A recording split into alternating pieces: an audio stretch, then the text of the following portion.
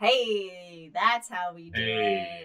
Welcome to Cosmos with Cosmos. All right, you're leading. Let's do this. I know. I was just starting it in a very kind of a fun, what's the plan? I don't know the outline. Let's do this. I know. Well, it's on Google Drive, so do it live. You have access to it as long as you have technology. Anyway, welcome everyone to Cosmos with Cosmos. I'm Liz. I'm Mike.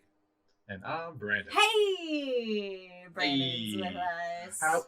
How long was the last time I was on the show? Oh God. Maybe like. It was last season. I know that. Well, maybe like 3 or 4 shows ago. I don't know. It's been a while. It's been quite some time. I'm so sorry. No, it's okay. You've been traveling the universe, as we can see. He's in a distant solar system right now, for those of you listening on the podcast. But anyway, we are beginning season 4 with a high in the sky an astronomy news episode. In fact, we're going to start doing one of these per month. Yeah, every other time.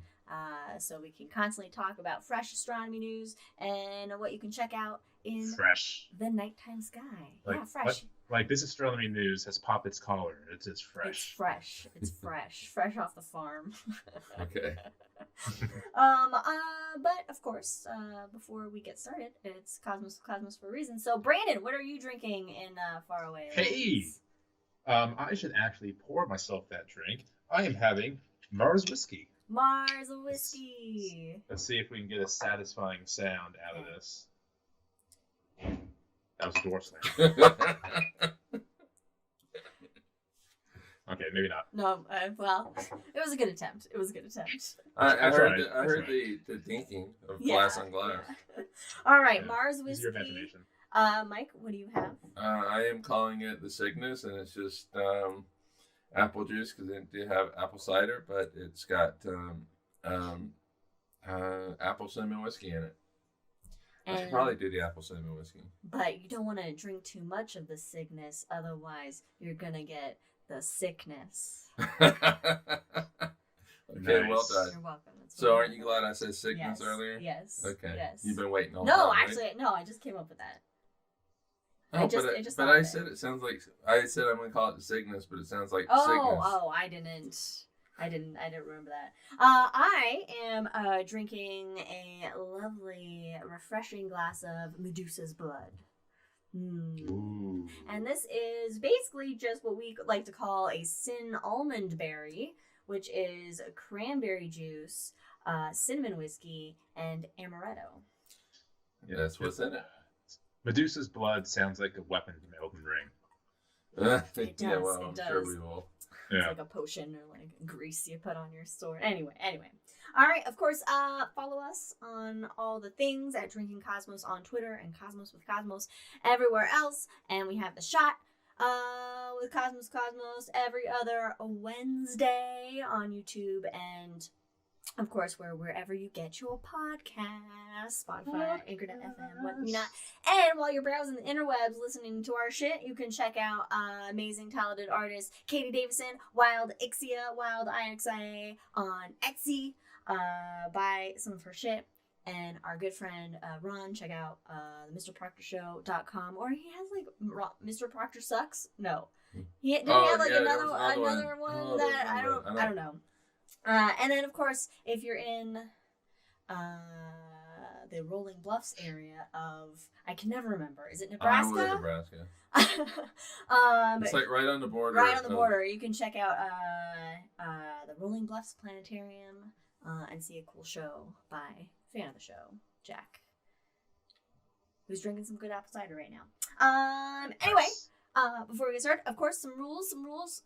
If we make any Lord of the Rings or Star Wars references, take a shot because we're nerds. And rarely happens I just watched now. Star Wars yesterday. If any dogs bark. We know. We see it on Plex. We know exactly where you are and what you're watching too. Anyway, if any dogs bark, take a drink as well. Has anybody watched Andor? Did you watch? Look, this is hangover material. All right, let's not get too. Brandon comes back and we're immediately off track. Let's get to the hangover, folks. Might as well. Look, some stuff's happening in space. We'll see you next time. We'll see you in 2 weeks. first we got to start off before we got to get high in the sky. So let's check out some stuff that is up now in the evening sky, because obviously if it's daytime, you're just going to see the sun and occasionally the moon. So, and you don't want to look directly at the sun without special equipment. So, yeah, moon's pretty old right now. So nice, real thin crescent. So you're not going to see it with the sun up. So we're going to go to the evening sky. Evening sky, right after sunset. And there are some planets hanging out. I like Brandon's little dance. I'm pointing to the planets. Okay. Oh yeah, that's right. They're behind you. For those of you listening, he's got planets behind him. There are 3 planets visible in the sky throughout the night. Jupiter low in the east in the early evening. Bright. It's very bright. It's the 3rd brightest, 4th brightest. Which is brighter, Venus or Jupiter? I can't remember now. So 4th brightest object. Sun, Moon, Venus. That's right. So it's the 4th brightest object in the evening sky. And on Monday, September 26th, which if you're listening to this has already happened, but Jupiter will be / was at opposition. Oh, nice. So it's in its farthest. What does that mean? It's in its farthest. The antagonist of the solar system. It's at a place in its orbit where it's at. It's the farthest away from us. Closest. Opposite. Oh, God damn it! Basically, opposition is when whatever it is opposite the sun in the sky. Okay. So as the sun sets, Jupiter rises, and it's we are the closest to it. The closest, man. See, this is why you're here, to remember correctly facts. All right. So then, a little bit above Jupiter is a big, beautiful ringed planet. Saturn. It's yellowish, but not as bright as Jupiter, but still fairly bright up there. And then Mars will rise late in the evening. Of course, in the east, everything rises in the east. So later in the evening, Mars. Look for a reddish object. And these planets, they'll all be in a line. They'll all follow the same path, the path of the sun, aka the plane of our solar system. Also known as the ecliptic. The ecliptic. So the Earth is not flat, but the solar system is. Nope, the Earth's flat. That's just science, Brandon. A lot has changed since the last time you joined us. Man, yeah, I guess so. The flat Earth episode might have been the last one. Oh, maybe. Okay. It is going to be high in the sky before dawn. Hey, I see what you did there. That was well done. That was well done. And it's going to actually start brightening as it's actually getting closer to Earth. Oh, nice. In its orbit, so it's going to start getting brighter. So you can look for that. And then, very hard planet to spot is the smallest planet in the solar system, little Mercury. It's closest to the sun, so it hangs out close to the sun. So it can be it's either like setting right after sunset or rising right before sunrise. And so it's going to be like really low in the dawn sky, kind of just above the horizon. But the second week or so into October is when you're going to be able to like really see it and actually be able to distinguish it. So I think I guess go ahead. I guess at dawn, look to the east. Take a drink. Oh no, where's my drink logo? I don't have my drink. I don't have my drink logo on this OBS setup. I don't have the sound then. So the next time in the sky, we'll talk about it some more. Yes, because we'll be into October. So, all right. So those are the planets. Oh shit, we will be. We will be well into October. Isn't that weird, everybody? It's almost. We have Halloween decorations up already. So excited. You know what she does in a week? She jumps out of a plane. Oh, I go skydiving in 1 week. You go skydiving? Oh yeah, he bought me a skydive for my birthday. That's so cool. Yeah, so on Saturday. Let's talk about that later on. Okay, yeah. Anyway. Maybe this is why it's good Brandon's always on assignment. All right, you're in charge. All right, okay. We got constellations. Constellations, Ooh. patterns of stars in the sky. Constellations are kind of the official ones, but you have other patterns that are part of them that people like to just give names to. Like the ice cream cone. I know, yes. Ice cream cone. Or Bootes. Or the Big Dicker. Oh my God. One time it happened where I called the Big Dipper the Big Dicker. Oh, that was a good time. All right, so low in the south in the early evening is going to be a big pattern of stars that looks like a letter J or a fishing hook. And that is Scorpius. Scorpion. That's So Scorpion. it's a summertime constellation. So it is. It's going to be going away where we won't be able to see it at night. Pretty soon. So it's low in the early evening. And there's a bright red star at its heart, and that is Antares. Antares, rival of Mars. Yes, rival of Mars. I forgot about that. Rival of Brandon's drink. Because people are like, it's red, and Mars is red, but we know it's not Mars, so anti-Mars. Mm-hmm. They get close to each other in the sky once in a while. It's kind of cool to see. Yeah, they have a little. Oh, it's like a little, Mars Duel? anti-Mars Duel of fates? Yeah, exactly. It's like battling a twin. You know? Yeah. Fighting a twin for Wait, which twin will reign I supreme. just made the Star Wars reference. I'm sorry. Did you? Oh, Oh, what was your reference? It said Duel of Fates. you did, man. The one time I don't have the button. This is the one time we need it. All right.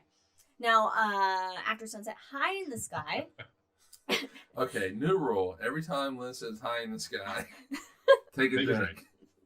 I didn't even notice it that time. This is like the second or third time. Well, everything's high in the sky. High overhead is Mike jumping from a plane? are three bright stars that form a triangle, and this is known as the summer triangle. But we're in fall. Well, we just started fall, so we're heading into fall. So it will start setting to the west earlier and earlier as we head deeper into fall. And this triangle, these three bright stars, they're each the brightest star in their own constellation. The summer triangle is an asterism. That's just a shape that we just are like, hey, it's a triangle, guys. But the brightest stars belong to the official constellations of Cygnus the Swan, Lyra the Harp, and Aquila the Eagle. And those stars are Vega, Altair, and Deneb. Right. Deneb being in Cygnus, Vega in Lyra, and Altair in Aquila the Eagle. Vega's an important star to astronomers. Vega is an important star.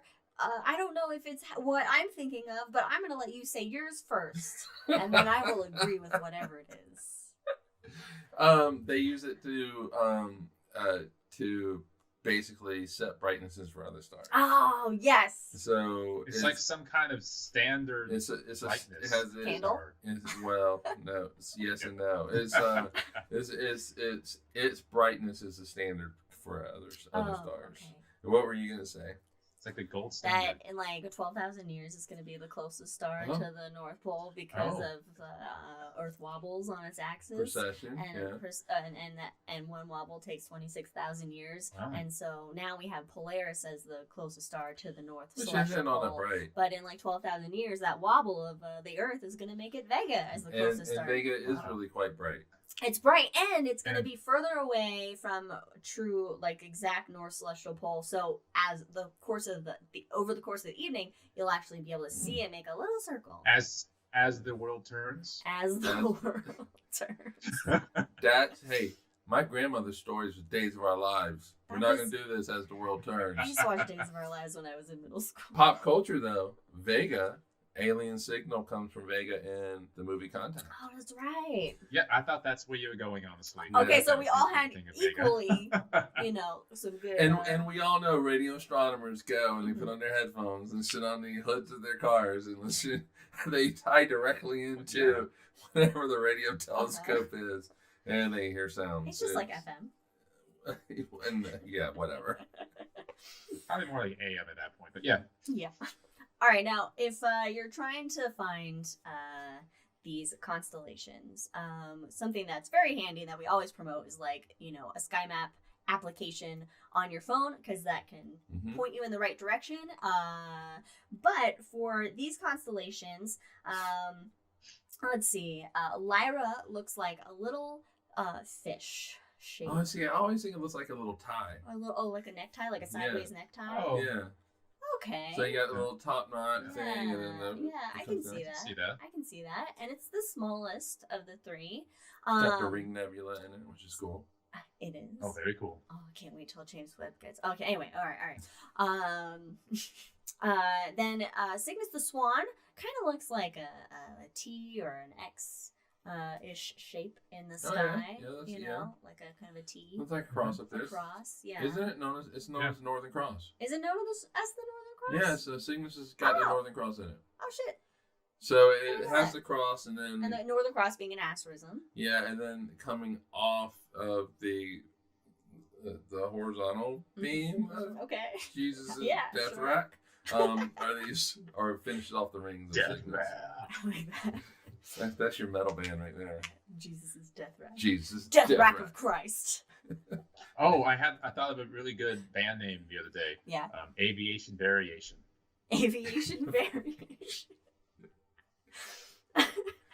What genre of band is that? Probably. I'm going to stick on brand here and go Christian rock. Oh. all right. Let's do that. Okay, and then Aquila the eagle. Aquila kind of looks like a kite, or like maybe a stingray. Oh, a stingray. And it has kind of the two. It has these kind of like two triangular kind of lobes from it. So it definitely looks like a stingray. Just think of it like a stick figure outline of a stingray, and you got it. But you can imagine whatever the fuck you want up there, because there are no rules in space. There are no rules. No, but there are, but don't worry about it. Back to Cygnus. First black hole was found in Cygnus. That's right. Cygnus X1. Cygnus X1. X1. Yeah. All right, so that's going to be overhead. But looking to the north, you'll be able to find a W shape. Wait. That's north. Is it? Yeah, that's north. Okay, I'm disoriented. But you are amazing at driving and getting us places. I can't see the sky to orient.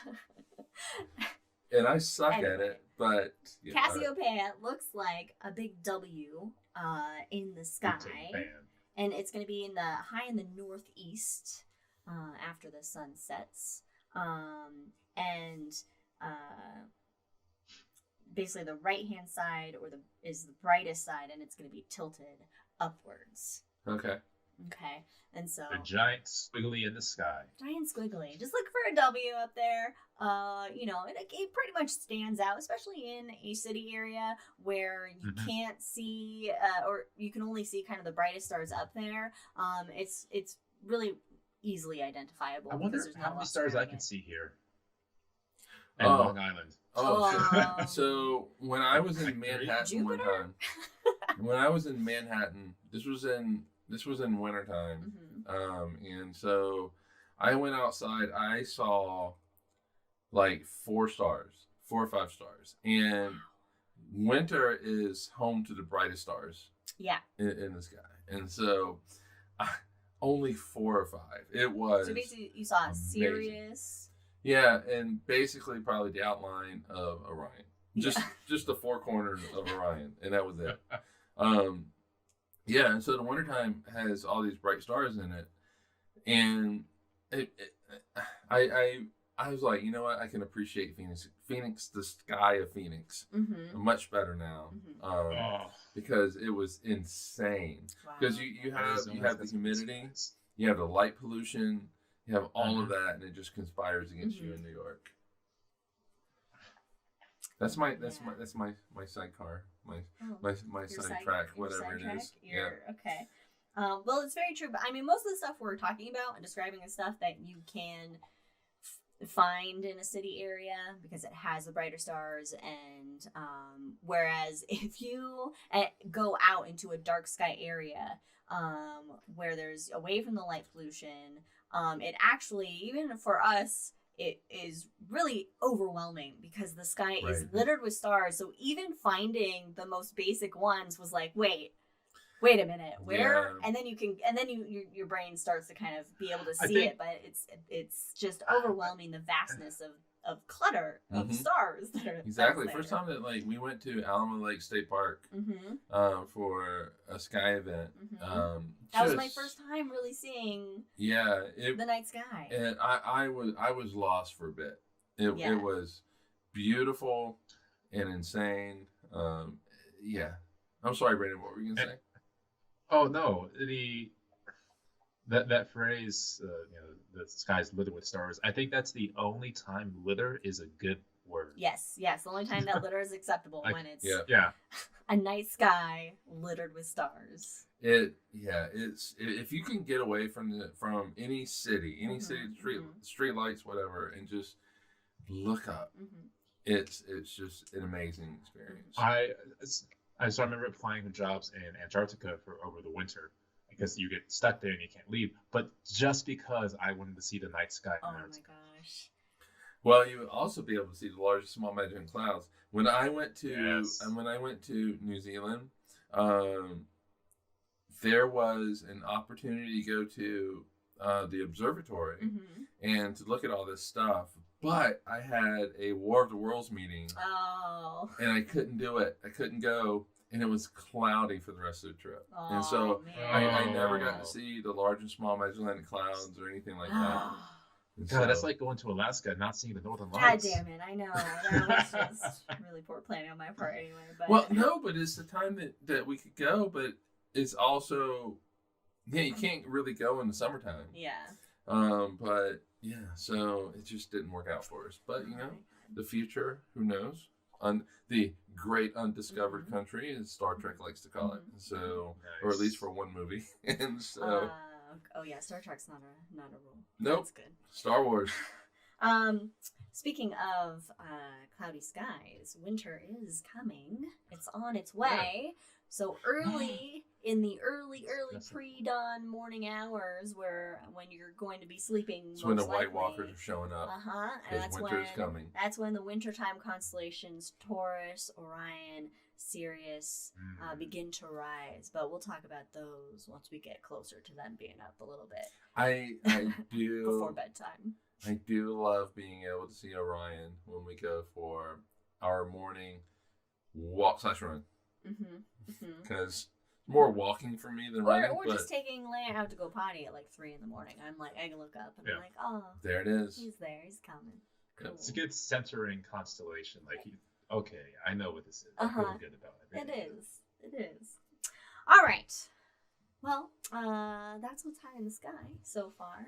So we'll come on back down to Earth with some latest astronomy news. But What's are we really? happening? Are we really coming back down to Earth? Maybe in the vicinity of Earth with at least some of this news. Okay. All right. So it's news. Well, it's What's going on? it's in the notes, man. All right. Well, I see the notes. all right. Right here. I was trying to segue for our audience. All right. Well, we'll Jeez. start with the most obvious piece of news that has been a frequent thing, and that is James Webb Space Telescope Yep. images. Man, this shit's Coming gonna out. come down fast, Oh my god. hard. And specifically the ones because the Tarantula Nebula was beautiful. But really, Jupiter and Neptune, these images look so cool. Like, Oh my God, the Neptune Just- image is just gorgeous. Oh. Gorgeous. I mean, the last time we got such a good look at Neptune Mhm. was when Voyager flew past. yeah. And Voyager's view of the rings were ringlets. Yeah. And so you had these little ring arcs, and Mhm. we knew that it was a full ring. I Mhm, mean, mhm. just from a physics standpoint, the odds of it being just little ring arcs Yeah. is exceedingly low. It's not Yeah. zero, but it's Yeah. exceedingly low. Is anything ever zero? Anyway, topic for the hangover. All right, and so to be able to see those full rings with James Webb, it's just amazing. Amazing. Yes, I know. And It's so yeah. clear and like it's just like whoa. It's beautiful. Oh, God, It's beautiful. And It's to the point where now I'm just like, I'm gonna change my desktop background image just once a week to whatever James Webb has coming out. And Neptune, seeing its rings so clearly, and you can see some of its moons there as well. Oh, and also some of the clouds. Yeah. I mean, it's really these are just gorgeous pictures of just our neighbors. Yeah, so just Google James Webb Neptune. Just Google James Webb Space Telescope, and just you get on the images. You won't be disappointed. I mean, no, if you are, then you know what? These are going to be to me. These are going to be on par, beauty wise, that we're seeing with Juno and Jupiter. Just you think so?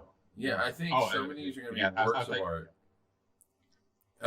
Juno, it just to me is just like space art. art. It is space art. It's like Pure classical art. art. The Van Gogh of the solar system. Yeah, it really is. And so, if you really want to see some amazing images, it's like museum art gallery. Although so are the ones that are Jupiter and Neptune. They got like this like retro vintage vibe to them, or like kind of like I with do the love coloring. That. And I want to get both of those printed and framed. Yeah, and so when you look at like the Carina Nebula, it's just from James Webb, it's just that is also a piece of art. And so the universe is providing you art that you can put on your wall, which Brandon does have printed and framed. Yeah, and like almost immediately you got it printed. And so it was like the next day. Like, holy shit. Yeah, and it's just absolutely just stunning. It's really stunning. And then that's not even the science. We're not even like talking science. No, we're just looking at the sparkles. Yeah. Right now. But there's a whole group of people that are looking at the science behind the sparkles. Punching away on their computers, doing a bunch of math on a whiteboard. Yeah. And then like with the Carina Nebula, there's shit in that picture and they're like, we don't know what this is. We have no idea. But it's gonna be fun figuring it out. Let's hope they never find like the Borg. Anyway. Well, I guess that's introduced to us by Q, isn't it? So we got some time. Well, okay. But speaking... He changed the timeline. Speaking of what astronomers have detected are hot gas bubbles swirling around the Milky Way's supermassive black hole. Ooh, cool. This study, or this observations were made by the Atacama Large Millimeter Submillimeter Array in Chile. Atacama Desert. Mm-hmm. And basically, what they think they're looking at is this like hot bubble of gas that's just orbiting around the black hole. I'm not gonna hit the microphone. We're good. Zipping around it. That is similar in size to that of the planet Mercury. Okay. All right. But making a full loop in just about 70 minutes. Oh, this shit's close. So that means it's going 30% of the speed of light. It's insane. Wow. That's insane. So it's like fast. Right. It's okay, there. so all right, I was thinking that this is more distant. So here's the thing. I briefly looked at these notes, and then I was just basically to see what the themes were, and then I'm like, you know what? We're gonna doll up this, and I'm gonna. Okay. You're gonna. Okay. Yeah. That is insane. So I was thinking that these bubbles are like really far, like so you have the black hole and just extending like light years away. Oh, you thought they were like more of like the lobes. Yeah, these lobes, but no, these are bubbles that are nearby. Yeah, that are like. So these bubbles have lots of space in them, obviously being bubbles of that size of Mercury. I wonder then how many Skittles you can put in them. How many Skittles? How many Skittles? Well, to fit inside one of these. I have written a JavaScript for that. I could tell you later on. I just need to turn on my computer. Oh my gosh. All right, so some of these observations of them were done shortly after a burst or flare of X-ray energy was emitted. Okay. And basically that these kinds of flares that were previously observed with infrared telescopes are thought to be associated with these hot spots, hot gas bubbles, and the observations confirm previous discoveries made by the gravity instrument at ESO's Very Large Telescope, or VLT, because we call it like it is, which is fine. Yeah. And which observes in the infrared, and they both suggest the flare originates in a clump of gas swirling around the black hole, and with the orbit of the hotspot being nearly face on to, I don't know, us. I'm assuming, maybe. Okay. It's kind of funny because, as so often is the case, we see these huge supernovae events, stars out there, and they still exist, even though they're really far away, 30,000, 60,000 light years away. But in this case, because the gas bubble is so close to the black hole, it just doesn't exist anymore. Oh, yeah. I mean, yeah. But, I mean, we're seeing as it was 25, 26,000 years ago. Right. And right. so it just kind of makes me happy that typically you look out in space, all those things are still there. But in this case, it's not there. Oh yeah, it's gone now. Yeah, I mean the radiation emanating from space, the accretion disk it's a literal space ghost. So then it's, I guess the question is like, because the article didn't really what causes it, how are the do they space come and go? indigestion? Is it just some black hole focus? Yeah, well, I mean the thing is, it's like, so with the first time you're seeing something, you can't say if they come and go. You really have no idea. Mm-hmm. The only thing you can do is to look at it more with more observations and see how it changes with time. Yeah. And then that changes, because this is how fucking science works. Observation. So theory influences observation, which then influences theory, which then influences It's just amazingly beautiful feedback loop that happens. But they can't. So are you holding a planet in your hand? I am. I actually thought you were holding something. And so, I've been playing with this for a while. I can also put the glass up and make it look like I'm just holding liquid. I can get it right. So all right. So for those of you listening, just watch the YouTube video so you can watch Brayden just have fun with digital green screen work. Yeah, so I mean, the only way that you're able to really figure this stuff out is through more observation. Right now, we probably don't know what the hell this is and how it forms, but we're looking for it now, and more observations will give us a better understanding. But for those dudes that are looking at it 26,000 years from now, they ain't gonna see it. No. But we'll hopefully maybe have figured it out by then. Poor dudes. Poor dudes. Now, in other news, a bizarre fast radio burst came from a binary star system. Binary. For more about binary stars, check out our episode on binary stars. Our solar system is a non-binary system. It is a non-binary system. Which is a good thing. So, very good. So more than 15 years after fast radio bursts, or FRBs, were discovered, there's been new research that has both unraveled and deepened the mystery of these sources. Of the sources of these deep space phenomena. So, all right, let's just kind of break apart that statement. Yes. So it has unraveled. Yeah, this came from a CNN article, so quotes to CNN. All right, CNN. Answer me this riddle. So it has unraveled the riddle, but it has also deepened the mystery. Yeah, because they've Can learned, you pick one? They've learned something. No, it's like when every time we learn something it's about like space. A donut hole has in fact another hole inside of it.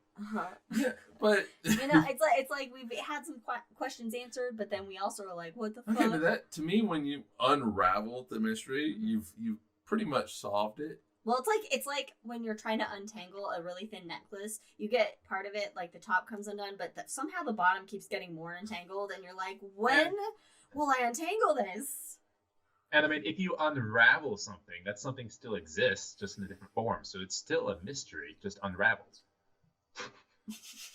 You know what? Let's right? take Brandon's word for it because he has writing background. And We're high in the sky here, so hey man, if you unravel a thing, it still exists, but it's still a mystery.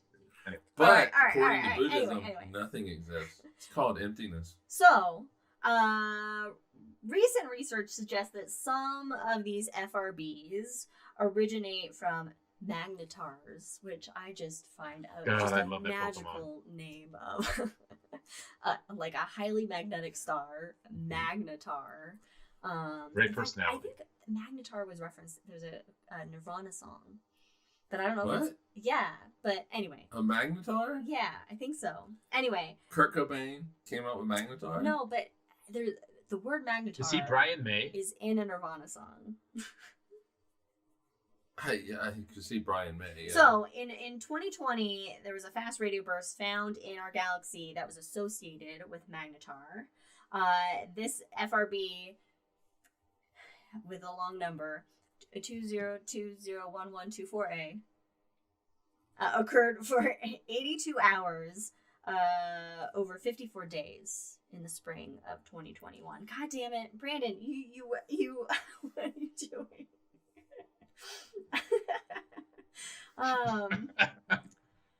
Brandon's messing with the notes now. Everybody, just let it go. This is the downfall of shared technology. Okay, so I'd rather have him messing with the notes than watching a Phoenix Suns basketball game while we're doing. That's a good point. That's a good point. Podcast. All right, so the measurements went up and down during that time period, and then they stopped during that last 18 days before the FRB dampened. So basically, this suggests that the magnetic field strength and or density along the lines in the vicinity of the FRB source are varying with time. Oh shit! Neat. Mm-hmm. So that the quickly the area of the FRB is like dynamically evolving, and so there's rapidly changing magnetic fields or density or both that's happening here. Well, that's interesting because you would think that a star would not change its magnetic field that quick over 18 days. Mm-hmm. Yeah, that's a very quick change for a very large thing. Yeah, I mean, that's like instantaneous. So you gotta have there's a lot of turbulent shit happening. Well, yeah, but still to have a change like that over 18 days is that's fast. Aliens. That's fast. That is like the Earth losing its entire magnetic field in 18 days. Oh God. That's bad news, folks. That is real that news. The Earth's core decides, hey, we're not gonna turn anymore. We're done. I'm done 18 churning. days. This is a strike. This is our 18-day notice. In 18 days, no churn, no burn. We're done. As the world turns can never go off air. I like that you brought it back again. That was great. It's not my grandmother's story. So there's a physical model that a different team of researchers made based on these observations, proposes that the FRB actually came from a binary system about over 8,000 light years away, containing a magnetar and a capital B little e star, a BE star. So a B star. Yeah. So it's like it's going to be a star that's a little bit larger, a little bit hotter than our sun. I really hope it's yellow. I really hope it's yellow, and with sunspots, so it looks like a bee. It's not going to be yellow. It's going to be more blue, whitish blue. Or white. It's going to be more white. But I can still hope. You can always hope. And that the radio burst complex magnetized environment is within about an astronomical unit, 1 AU. That's the distance between the Earth and the Sun, 93 million miles. Or about 150 million kilometers. That's... Because we have an international audience. Okay. All right. Okay, thank you for accommodating them. Yeah. Okay. How many Skittles is that? It's a lot of Skittles. Fucking Skittles. 42 astronomical Skittle units. And then there's some information that we're confused by because of how it reads, implicating that this is not in our galaxy. That maybe from a Bard spiral galaxy. These observations are from the Keck telescope in Mauna Kea. In a galaxy far away. And so suggesting that the source is between the spiral arms where no significant star formation is taking place, making it less likely the origin is solely a magnetar. So that's actually confirming that it would be the binary system. But so we're a little bit confused by the reading of this of like, is it in our galaxy or is it outside of our galaxy? So, all right, that's still pretty cool shit. Oh, it's really cool shit. All right, Brandon's excited about talking about some things, but before we get to Brandon's, we have one more thing that we'll bring up, and then we'll let Brandon get real nerdy about rockets. As if all of this has not been nerdy. I know. Okay, this whole podcast is just nerdy. Last exciting news. This will already have happened if you're listening to it or watching it later than today, but tomorrow, on Monday, September 26th, NASA's DART spacecraft is going to slam into an asteroid. That's what it was designed for. Pow! It's going to go kaboom into this asteroid. Well, it's going to go. Yes. Actually, sorry, it's going to go. Because there's no sound in space. Yeah. The tiny asteroid Dimorphos at 7:14 p.m. Eastern Daylight Time. Wait, what time? 7:14 p.m. 7:14 p.m. This is something that's We'll never just take a been. little drink at the time. Yeah, we'll cheers. We'll pour one out for DART. Pour one down my tummy for DART. I will be celebrating that my workshop is there over. you go. So.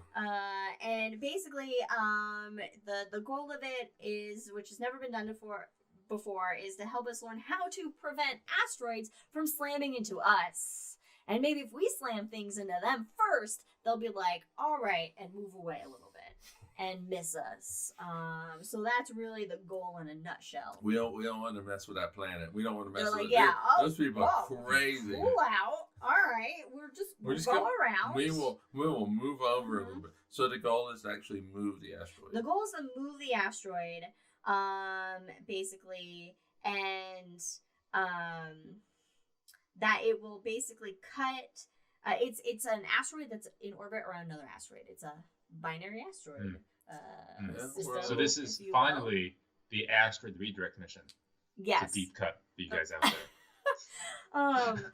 And so it will actually cut its orbital time around its parent asteroid Didymos by a few minutes. So it's going to hit it from behind. Speed it up, shorten its orbit, and that will demonstrate that we can affect the orbit of a body in space.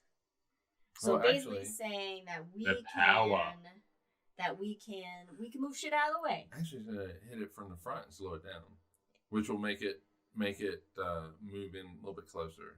And that cuts its orbit because it moves in closer. Because the closer you are to your. Yeah, I was thinking time-wise. Okay. So it's gonna slam into Dimorphos at a speed of just under 4 miles per second, or 14,400 miles per hour, or 23,200 kilometers per hour. Yeah, for our international folks. Because we're the only ones who do this miles per hour stuff. So here's the issue with this. As amazing as this will be, and a lot of information gained from it, that the complete analysis of this is going to take years, and that the ESA is going to launch another spacecraft, Hera, in 2024 to then further investigate the long-term effects of the DART impact. So it's going to take a long time for us to really get an understanding of what happened and what we can achieve and all that kind of stuff. But it's going to benefit us in the very long run. Unless an asteroid gets to us first. Which, we don't need asteroids. We're killing ourselves here. That's true. Maybe they're like, you know what, they got it handled.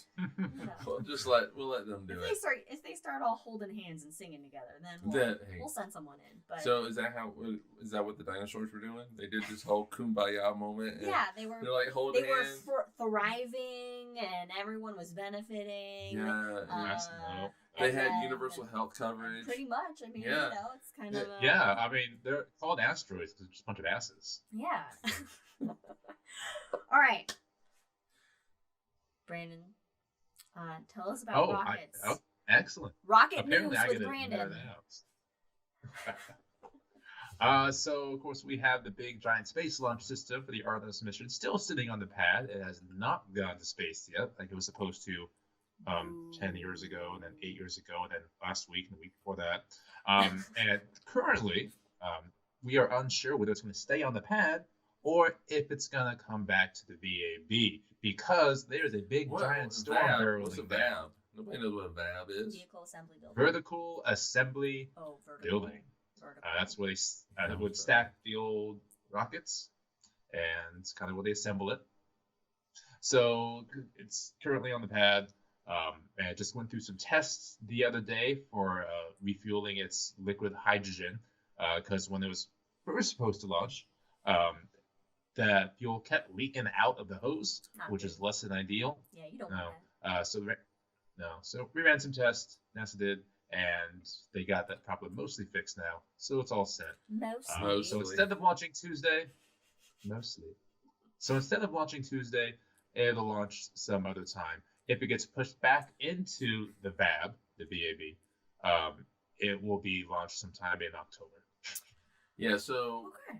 yeah, I mean there's like a hurricane that's Threatening. that's going to be heading towards Florida, right? That's the reason why they want to move it back to the VAB. Yes, you don't want it to be, accidentally fall over like a Jenga stack. Why is Florida the best place to launch from when it's not at an ideal location in terms of weather? Orbital dynamics. You want to be really close to the hemisphere.